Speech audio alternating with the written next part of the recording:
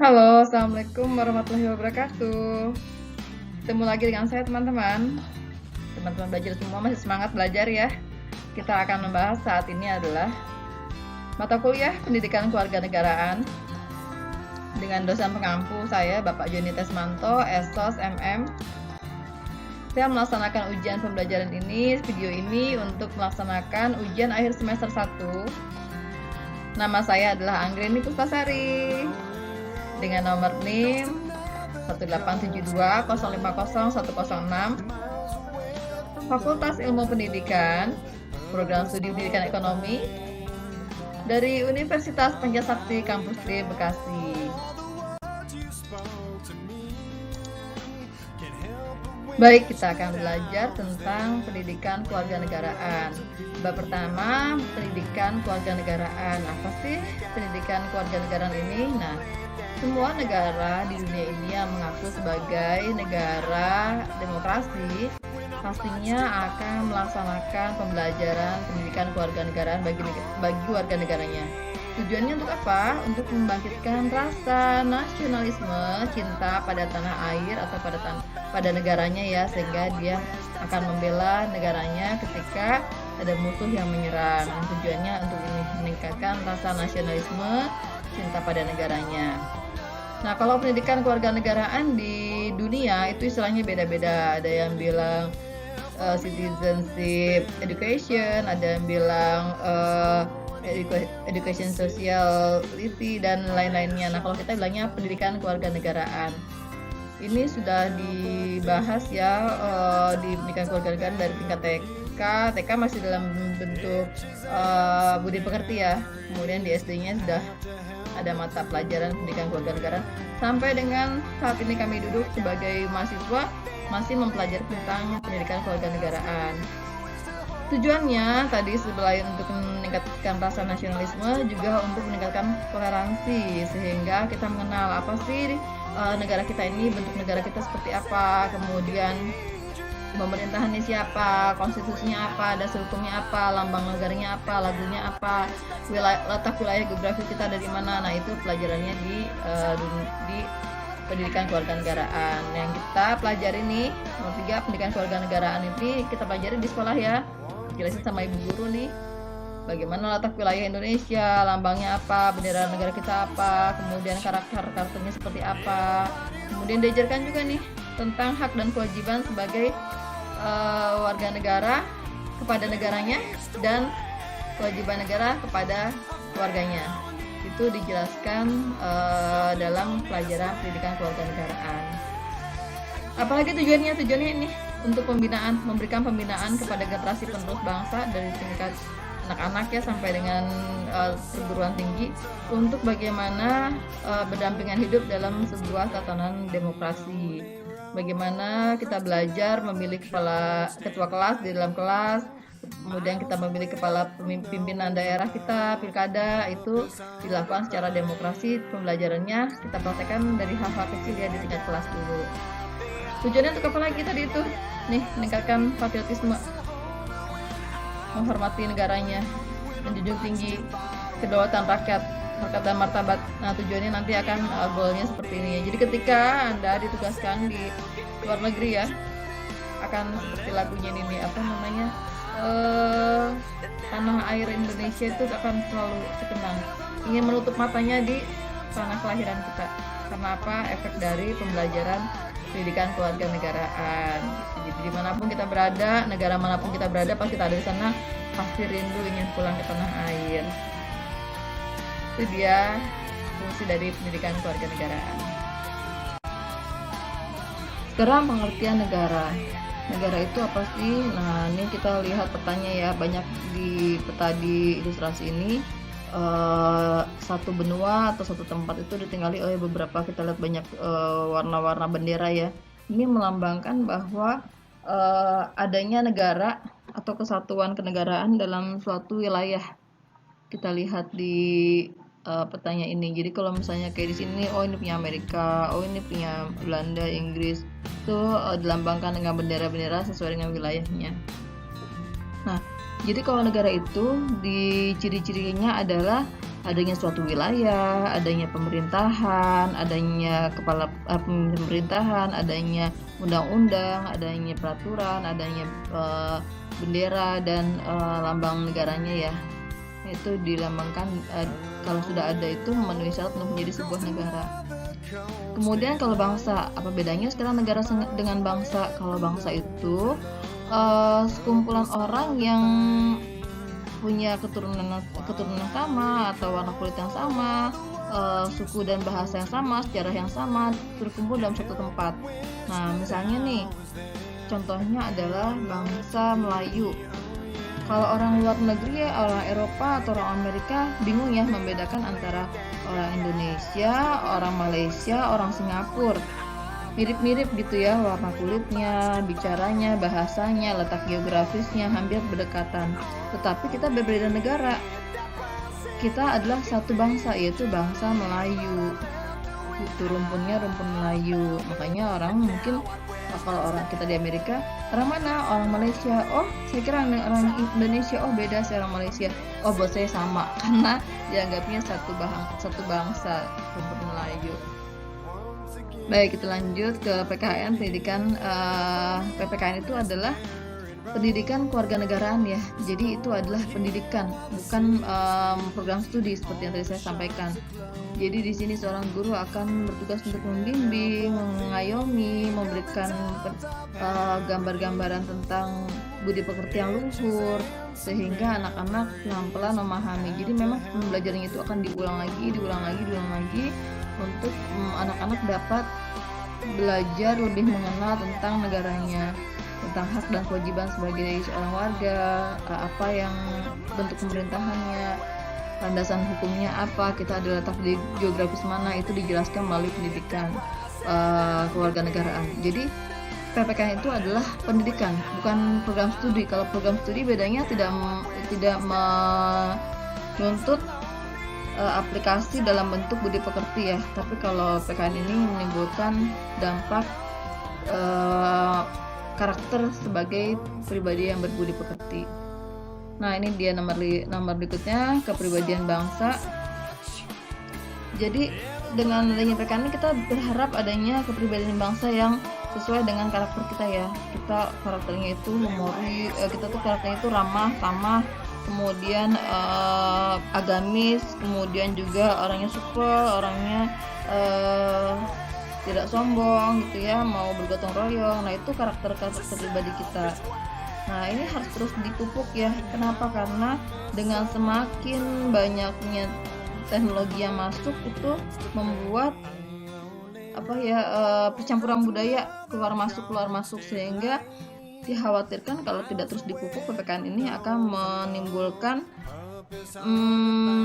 kelunturan rasa nasionalisme, rasa cinta pada tanah air, hilangnya budi-budi pekerti luhur, karakter bangsa kita. Nah, makanya disampaikan dalam bentuk PPKN. Tujuan tadi apa? Kembali lagi untuk membentuk watak dan karakter asli kita sebagai orang Indonesia, bahwa orang Indonesia itu bertoleransi, ramah. Lihat nih, disenyum semua nih ya, karena emang kita dikenal sebagai bangsa yang ramah. Tapi sayangnya dengan adanya survei terbaru dari Microsoft mengatakan bahwa netizen paling tidak ramah bahasanya itu bahasa Indonesia. Aduh, saya sangat prihatin. Mudah-mudahan bisa terus digalakan guru-guru PKN ini untuk membentuk karakter anak-anak bangsa kita sesuai dengan watak bangsa kita adalah bangsa yang ramah, sopan, santun ya. Lanjut berikutnya, unsur negara. Nah, jadi sebuah negara itu dikatakan mempunyai unsur apabila dia tadi tuh punya wilayah, sudah punya undang-undang, ada, punya lambang negara, ada, punya benderanya, ada, punya warganya, ada, punya pemerintahannya, ada. Nah, ini kita sudah bisa mengaku sebagai satu unsur negara. Nah, negara kita, apalagi kita sudah bergabung dengan PBB ya, sudah sejak tahun 60-an ya. Jadi sudah diakui ke negara kita, dan kita termasuk negara-negara besar ya. Kita termasuk negara besar dengan jumlah penduduk terbanyak, dengan tingkat pertumbuhan penduduk yang cepat, letak geografis yang sangat luas. Ini menjadikan negara kita sangat diakui keberadaannya. Kemudian bentuk negara, nah tadi itu. Jadi di PKN itu akan dijelaskan tuh tentang negara, bangsa, kemudian karakter bangsa kita bagaimana. Nah termasuk salah satunya adalah bentuk negara. Kita mengambil bentuk negara apa nih? Kesatuan atau serikat. Nah kalau kesatuan itu bagaimana, kalau serikat bagaimana. Nah kita sempat ya mengalami masa serikat ya di zaman pembentukannya Jepang ya, Republik Indonesia Serikat. Tetapi ternyata nggak cocok, kita lebih cocok dengan kesatuan, makanya disebut dengan NKRI harga mati. Nah, kita masuk dari penentuan warga negara. Penentuan warga negara, kalau tadi kita udah ngomongin tentang negaranya ya, sekarang kita spesifik lagi membahas tentang warga negara. Kok ada penentuan? Iya, jadi di sini harus jelas identitasnya, kamu warga negara mana gitu ya. Makanya suka ada di situ WNI atau WNA, warga negara asing gitu ya. Ketika kita keluar dari wilayah negara kita sudah harus menjelaskan identitas kita dari negara mana. Penentuannya itu dari nomor 1 karena keturunan. Jadi ketika laki-laki dan perempuan menikah, kemudian dia dalam satu wilayah tertentu, satu negara tertentu, ya otomatis anaknya di negara itu diakuinya. Misalnya bapaknya orang Cina, ibunya orang Cina, ya udah pas nikah anaknya warga negara orang Cina gitu kan. Otomatis itu. Kayak kita nih. Bapak saya orang Jawa, ibu saya orang Jawa, itu bangsanya. Negaranya, negara Indonesia ketika saya lahir, saya langsung otomatis jadi orang Indonesia karena keturunan. Yang kedua, ius soli. Ius soli itu apabila biasanya terjadi pada orang-orang yang bekerja di luar negeri atau bertugas di luar negeri seperti para kedubes ya, atau dia yang bekerja atau belajar di luar negeri. Misalnya nih, suami istri ini orang Indonesia, kemudian dia melahirkan anaknya di Cina. Kalau dia mengandung ius soli, bapaknya tetap bapak ibu itu orang Indonesia, anaknya jadi anak orang Cina, warga negara Cina. Karena di negara itu bisa menganut sistem ius soli. Gitu. Nah, jadi anaknya itu diakuin, pokoknya anak yang lahir di situ dari warga negara manapun juga itu warga negara saya, gitu istilahnya. Lanjut kita masuk ke nomor 3, repatriate, yaitu 2 warga negara. Yang contoh hebohnya itu adalah Bapak Menteri kita nih, tapi nggak lama ya, karena dipermasalahkannya adalah repatriate-nya dia nih, dua negara. Jadi beliau ini adalah orang pandai, orang Padang, pinter, di luar negeri di Amerika sana, bertahun-tahun beliau tinggal di sana. Kemudian Bapak Presiden kita melihat bahwa dia punya potensi, ketika dia datang ke Indonesia langsung ditempatkan posisinya sebagai menteri. Nah ini menimbulkan pertanyaan karena dia ternyata repatriate, dia punya 2 paspor, Indonesia dan Amerika. Wah ini sangat bersinggungan sekali ya. Kenapa? Karena dia dengan adanya 2 paspor, walaupun paspor Amerika itu nggak boleh susah, tapi nggak bisa. NKRI harga mati. Di NKRI tidak menganut sistem dua warga negara, hanya 1. Mau setia sama siapa? Sama Amerika atau sama Indonesia gitu. Jadi dia waktu itu sempat dipermasalahkan dan kayaknya lama nih Bapak ini jadi menteri ya, karena ini tersandung sama repatriate-nya 2 warga negara. Walaupun katanya wah keren dong beliau punya paspor, tidak bisa, dia sudah mengaku sumpah setia kepada Amerika. Itu yang berbahaya ya teman-teman.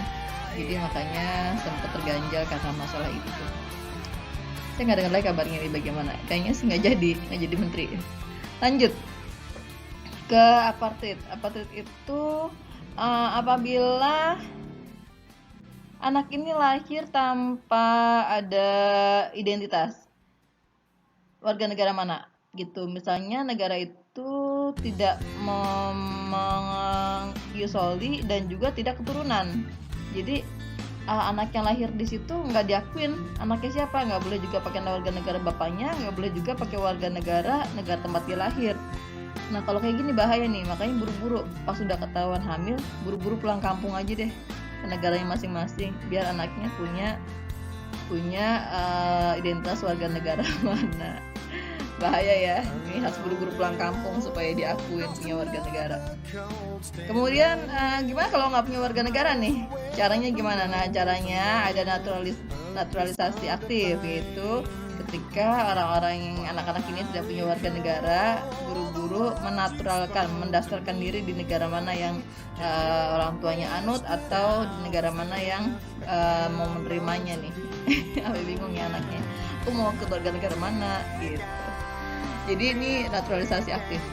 Nah, yang berikutnya naturalisasi pasif itu apabila seseorang kehilangan keluarga negaraannya, entah karena dideportasi. Banyak ya orang-orang kita yang saya punya saudara juga nih, udah lama dia di Amerika sebagai imigran gelap. Nah, ketika pas ada naturalisasi pasif, nah mungkin dia bisa diberikan kesempatan untuk mendaftarkan diri sebagai warga negaranya Amerika, karena pulang ke Indonesia dia nggak bisa. Kenapa nggak bisa keluar dari Amerika? Terus tapi dia juga mau masuk ke Indonesia, mau tinggal di Amerika, ya susah. Akhirnya dikasih kesempatan dengan naturalisasi pasif. Nah itulah teman-teman wawasan baru ya tentang penentuan warga negara. Kita bersyukur sekali menjadi warga negara Indonesia. Jadi tolong bangga dengan status WNI-nya. Ya, berikutnya demokrasi. Demokrasi itu apa sih ya? Bahasa sering kita dengar di Indonesia ya, karena kita adalah negara demokrasi. Nah, rupanya demokrasi itu sejarahnya berasal dari Yunani, yang artinya demos itu rakyat dan kratos itu adalah kekuatan. Kita bisa lihat di sini, ceritanya nih ilustrasinya orang-orang Yunani lagi ngumpul bertiga sambil bawa pelang power to the people. Ya, itulah dia, demokrasi, kekuatan rakyat. Karena mereka mungkin lahir dari muaknya tingkah wewenang semena-mena dari para raja yang mengaku sebagai titisan dewa atau utusan dewa atau dewa gitu ya, sehingga akhirnya rakyat ini, people nih, bersama-sama mengumpulkan satu suara menunjukkan kekuatannya bahwa kami juga punya hak untuk menentukan sebuah keputusan negara, keputusan bersama. Jadi tidak hanya keputusan raja gitu. Karena basic itu raja bikin aturan tapi dia sendiri yang langgar. Akhirnya people-nya pada protes setelah pinter ya. Makanya kita diajarin PPKN tuh biar pinter. Lanjutnya nomor 2, prinsip demokrasi. Nah, prinsipnya demokrasi ini apa? Ya, satu, pertama harus ada orang-orang dulu yang kompak, yang bersama-sama menyatukan suaranya sebagai tujuan yang bersama. Kita ini mau menjadi manusia merdeka, bebas, menentukan sikap gitu kan. Tapi bebasnya tidak seperti liberal ya. Bebasnya itu kita mempunyai tujuan yang bersama untuk saling menghormati, saling bertoleransi, kemudian kita mau dipimpin dan mau memimpin. Nah, di sini dilambangkan dengan banyaknya orang, kemudian mengusung kata suara ya sebagai perwakilan suaranya mereka.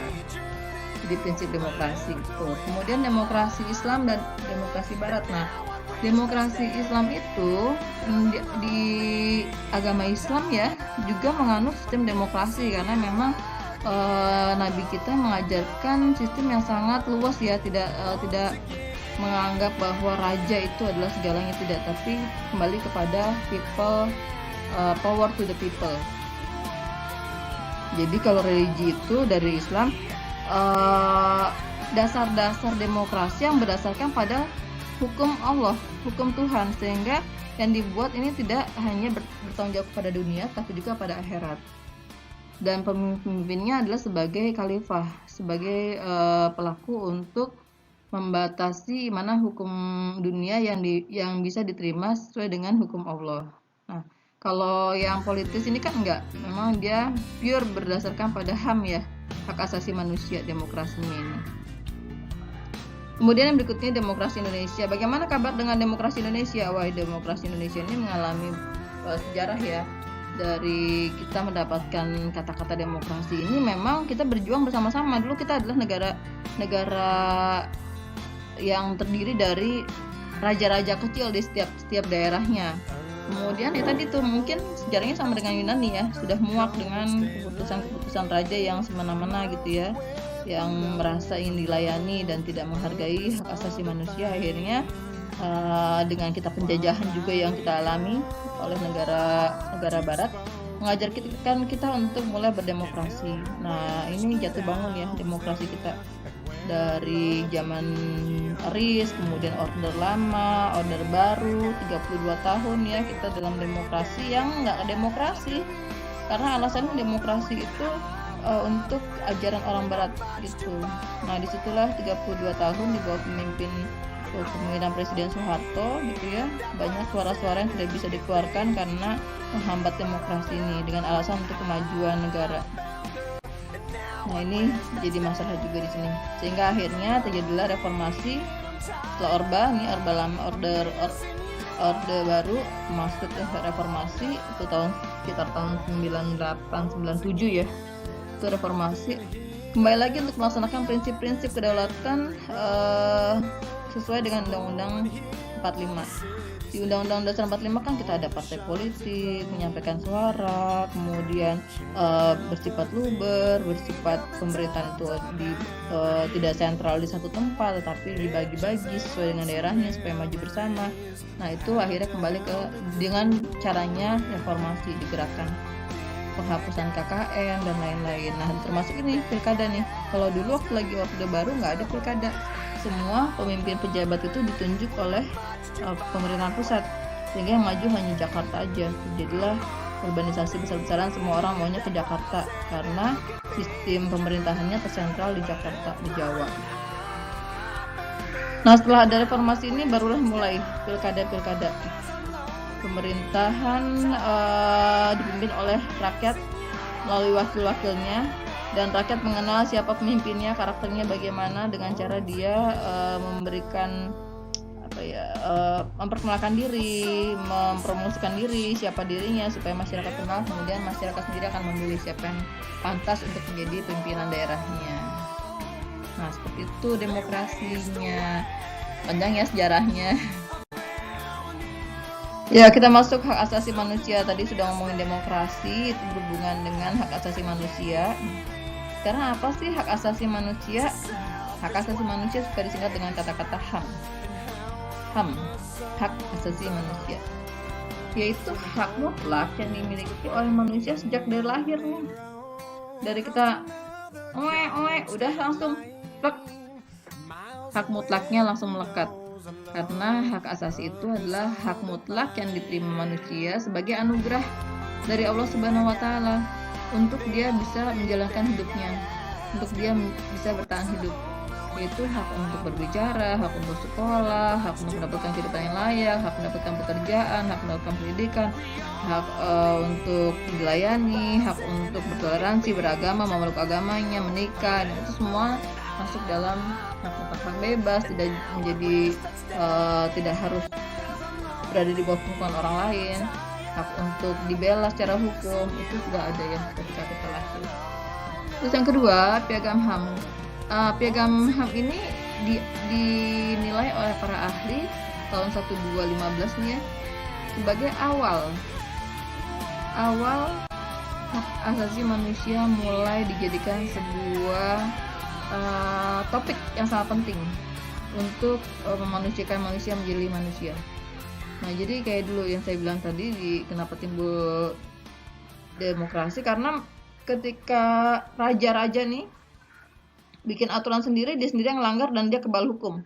Akhirnya dengan adanya piagam Magna Carta ini, hapuslah semua.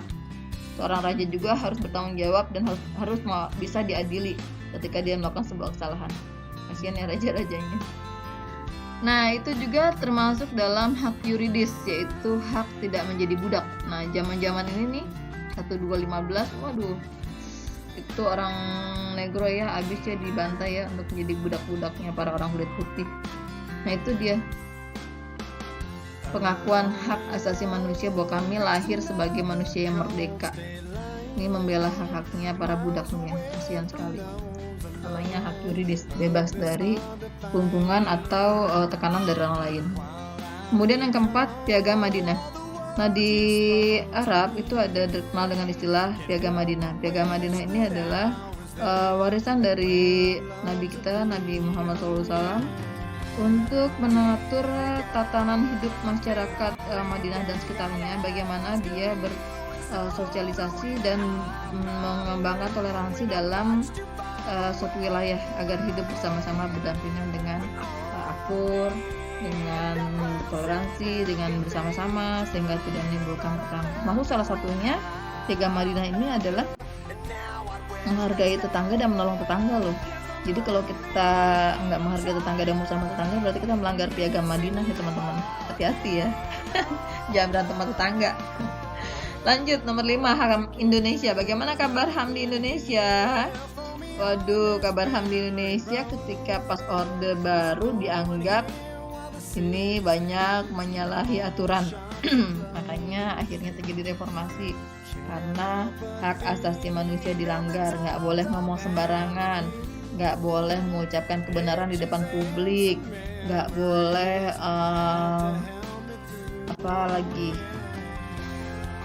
menyampaikan pendapat, nggak boleh berpolitik.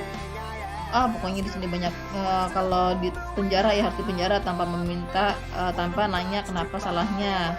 Terus banyak penculikan para aktivis. Nah itu termasuk dalam HAM yang terjadi di Indonesia. Alhamdulillah ya sejak adanya reformasi HAM nilai tingkat pelaksanaan HAM di Indonesia, penghargaannya orang saling menghargai HAM ini sudah mulai tinggi. Wawasannya orang udah mulai kenal itu apa HAM, udah mulai mengerti.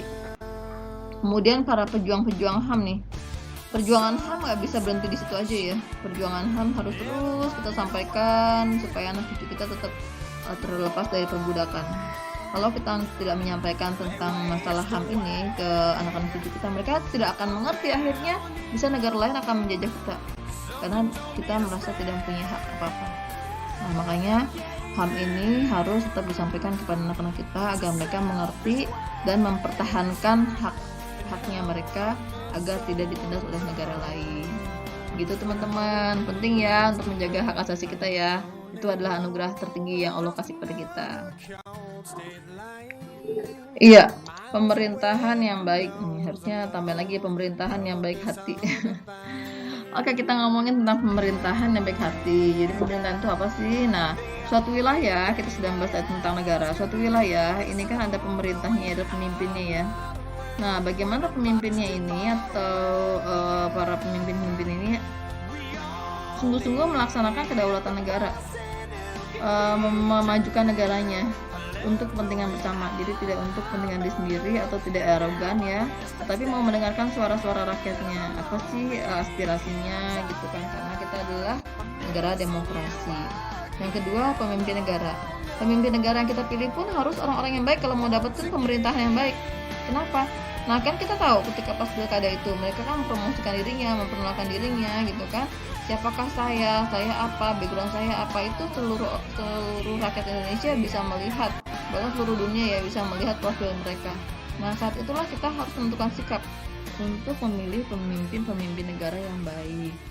Salah satunya dengan cara apa? Nah wujudnya adalah kita mencari orang-orang yang tidak melaksanakan praktek-praktek KKN. Sehingga kita bisa bersih, tidak ada lagi pungli, tidak ada lagi sogok menyogok, tidak ada lagi teman-teman yang dipilih ada teman-teman dia sendiri tanpa melihat prestasi dan kemampuannya. Pokoknya dia teman saya pilih sebagai wakil saya. Nah itu ciri-ciri pemerintahan tidak baik. Kalau yang baik itu dia tetap melihat pada prestasi dan kemampuannya ya sebagai pemimpin. Kemudian ciri-cirinya juga melayani rakyatnya. Jadi pemerintahan yang baik itu akan banyak menyiapkan ruang-ruang publik untuk melayani rakyatnya, baik dari sebagai sektor pendidikan, kesehatan, agama, ruang publik yang lainnya itu mereka melayani dengan baik. Makanya sekarang alhamdulillah ya, kalau zaman dulu saya repot banget tuh ngurus-ngurusin suratnya, birokrasi sangat berbelit-belit. Kalau sekarang sudah melalui banyak fitur-fitur daftar online segala macam itu yang memberikan pelayanan terbaik kepada rakyatnya ya. Terus tempat pelayanan juga bersih, rapi, orangnya juga cepat. Kalau zaman dulu itu waktu masih Orde Baru ya, itu susah sekali. Makanya perubahannya juga dari Orde Baru ke reformasi itu pelan-pelan ya, nggak bisa langsung untuk menciptakan pemerintahan yang baik. Nah, pemerintahan yang baik itu apalagi ya transparan. Pemerintahan baik mau meminta maaf apabila salah mengambil keputusan, mau melaporkan perkembangannya. Contohnya saat ini COVID nih. Nah, intens setiap hari pemerintah menyampaikan tentang kabar berapa korbannya, kemudian apa yang dilakukan, terus vaksin sudah datang, terus vaksin apa yang dipilih, kemudian Pak Presiden Jokowi menunjukkan dia mau divaksin. Itu adalah menunjukkan sikap transparan ya dalam pemerintahannya, terintegritas, fokus hanya untuk kepentingan umum, kemudian profesional, nggak hanya tadi teman-temannya KKN ini yang dilakukan, terus kemudian akuntabel, berita yang disampaikan itu berita terbaru. Nah, itu masuk dalam transparan. Pemerintahan yang baik itu juga berkeadilan, adil tanpa melihat suku bangsa. Pokoknya dia warga negara Indonesia, dilayani semua dengan baik. Jangan mentang-mentang orang timur, orang yang kulit hitam nggak dilayani. Jangan mentang-mentang orang kampung datang ke kota belum nggak bisa baca malah dimanfaatin. Tidak, tapi berkeadilan. Semua warga negara adanya di mana dilayani dengan baik, dan juga menggunakan biaya-biaya yang sudah dikumpulkan sebagai pajak, bisa menggunakan keuangan negara dengan baik, dengan bijaksana. Untuk apa? Untuk menciptakan, untuk melayani masyarakatnya secara transparan dan kemudian berkeadilan. Jadi tidak hanya tersentral di satu tempat aja yang dilayani ya, tapi seluruh dari ujung ke ujung Indonesia sampai dengan ujung Indonesia bagian barat dan timur dilayani dengan menggunakan bijaknya uang pajak yang diambil dari rakyat. Nah, seperti itulah pemerintahan yang baik ya. Mudah-mudahan kita semakin hari, semakin tahun, semakin menuju pada pemerintahan yang baik. Amin. Nah, kita lanjut lagi ke pemerintah dan hubungan sipil atau militer. Pemerintah dan hubungan sipil militer ini kan tadi kita adalah negara demokrasi ya. Negara demokrasi, jadi kepemimpinan tertinggi itu di tangan rakyat, bukan di tangan militer, di tangan rakyat. Jadi memang sipil yang bagi rakyat yang akan memegang kendali pemerintahan. Nah, militer sebagai pengaman dari konstitusi yang sudah disepakati atau undang-undang yang disepakati supaya pemimpin kita nih yang kita pilih itu bisa sesuai dengan kapasitasnya memimpinnya itu gitu, dan bisa melaksanakan ketetapan-ketetapan itu untuk menegakkan hukum sesuai dengan hukumnya. Nah, makanya harus berdampingan, tetapi yang memberikan arahan pimpinan dalam sebuah negara tetap adalah orang sipilnya. Nah, kalau sudah dipimpin oleh para angkatan militer ini namanya udah pretorianisme. Ini bahasanya udah berat ya. Ini udah belum berani ngomong rezim ya, tapi masih pretorianisme. Ini ketika militer lebih dominan mengambil keputusan-keputusan dan kebijakan dalam menjalankan sebuah pemerintahan. Nah, jadi deh akhirnya pemerintah militer. Ya mungkin kita ngeliatnya yang sekarang ini kan kita bisa ngeliat pemerintah militer tuh ya mirip-mirip kayak Korea Utara lah ya.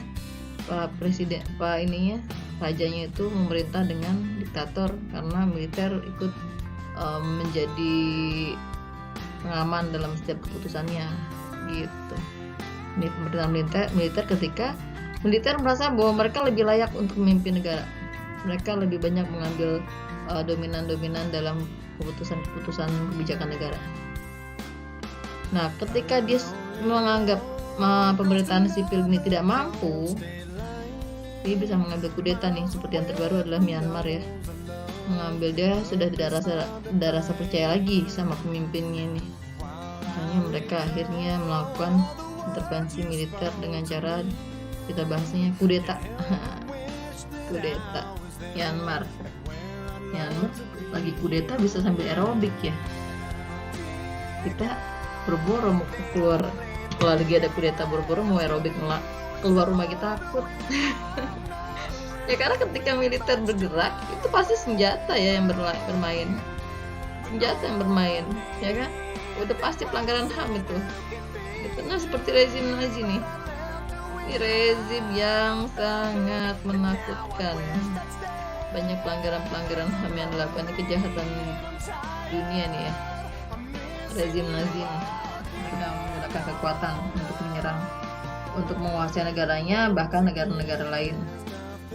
terkenal dengan rezim-rezim. Mudah-mudahan ya Allah kita jangan lagi mengalami masa-masa buruk ini ya, dipimpin oleh orang jahat ini. Dunia maksudnya, bukan kita tapi dunia, kemudian akan pasti berimbas sama kita juga.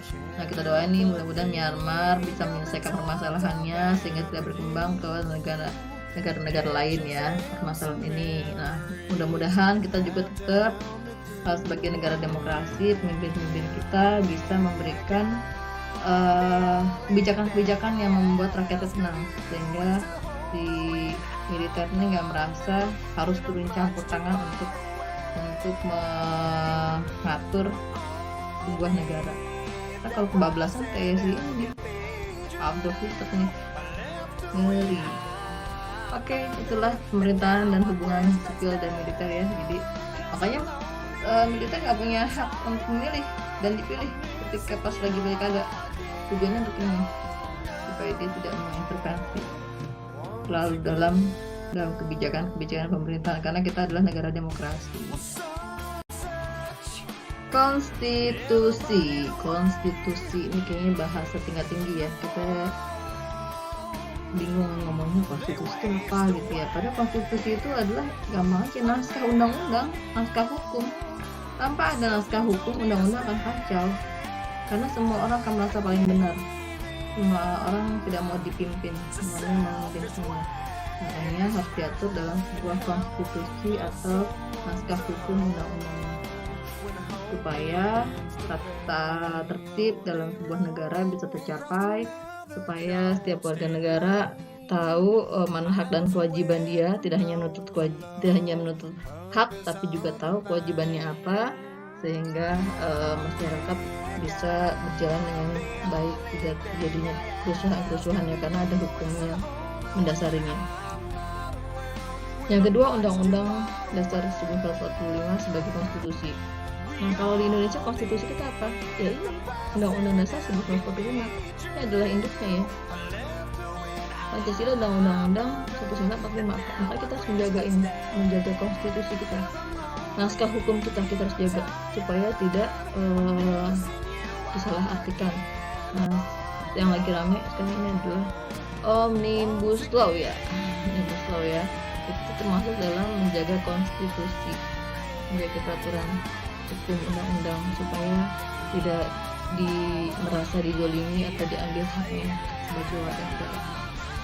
Yang ketiga ada masyarakat sipil. Apa sih peranannya? Nah ini adanya konstitusi karena ada masyarakatnya, karena ada orangnya. Orang sipil ini diatur secara konstitusi, secara naskah hukum undang-undang.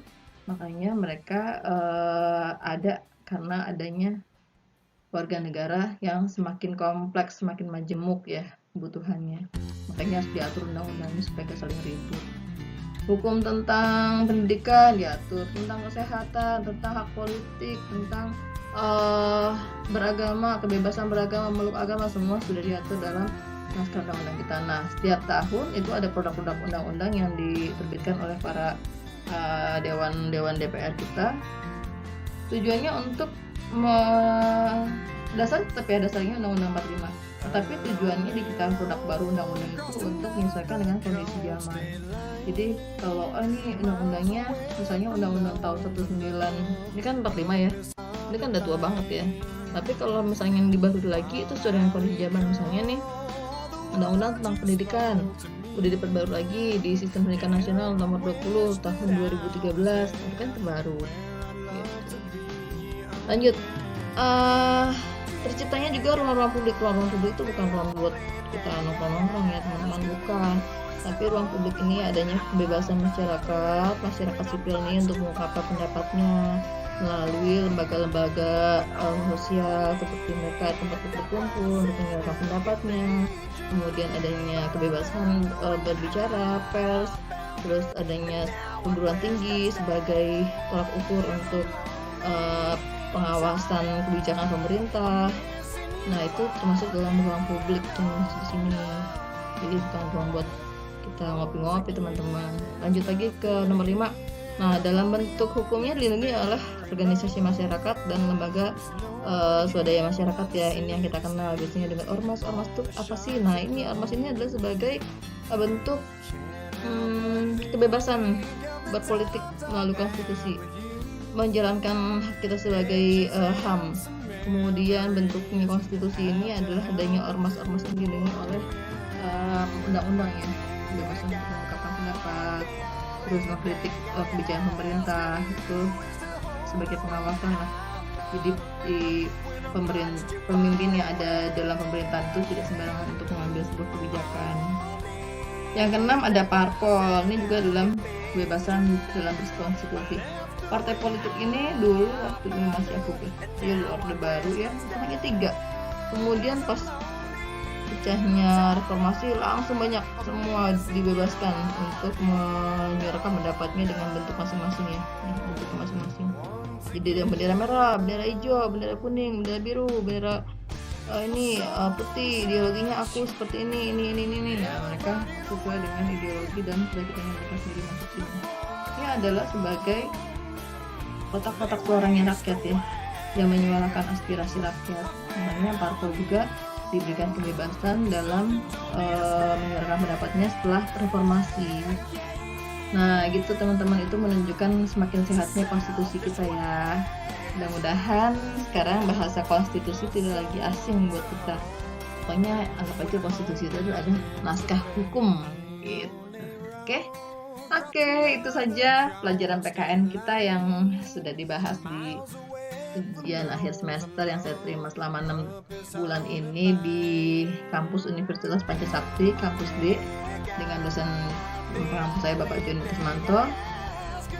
Mudah-mudahan ilmunya bisa bermanfaat. Saya juga hanya menyampaikan tugas ini, mudah-mudahan bisa bermanfaat buat teman-teman semuanya. Kata renungan, orang bilang ada kekuatan-kekuatan dahsyat yang tak terduga yang bisa timbul pada samudra, pada gunung berapi, dan pada pribadi yang tahu benar akan tujuan hidupnya. Pramudia Anantatur, penulis dari Indonesia, lahir 1925, wafat 2006. Ya, saya ucapkan juga terima kasih kepada Bapak Joni Kusmanto, SOS MM, yang sudah mengajarkan kami tentang bagaimana melihat kejadian dalam negara kita, kemudian belajar tentang pendidikan kewarganegaraan, konstitusi, sampai pemerintahan militer. Itu semua sudah diajarkan melalui kelas-kelas ini. Kita berdiskusi bersama, membuka wawasan tentang negara kita. Terima kasih ya Pak buat ilmunya. Semoga kita menjadi mahasiswa yang kritis terhadap lingkungan dan ikut memantau arah perjalanan bangsa ini. Semoga pandemi ini segera berlalu dan Indonesia dapat kembali melalui masa sulit ini melalui pertolongan Allah Subhanahu wa taala, dan semoga ilmu yang sudah Bapak sampaikan kepada kami selama 6 bulan ini dalam 1 semester dapat bermanfaat. Terima kasih ya Pak. Semoga dicatat oleh Allah sebagai amal jariah Bapak sekeluarga. Amin. Akhir kata buat teman-teman semuanya, saya akhiri dengan wabillahi taufiq wal hidayah. Wassalamualaikum warahmatullahi wabarakatuh. Mohon maaf untuk banyak kata-kata yang salah. Amin. Terima kasih.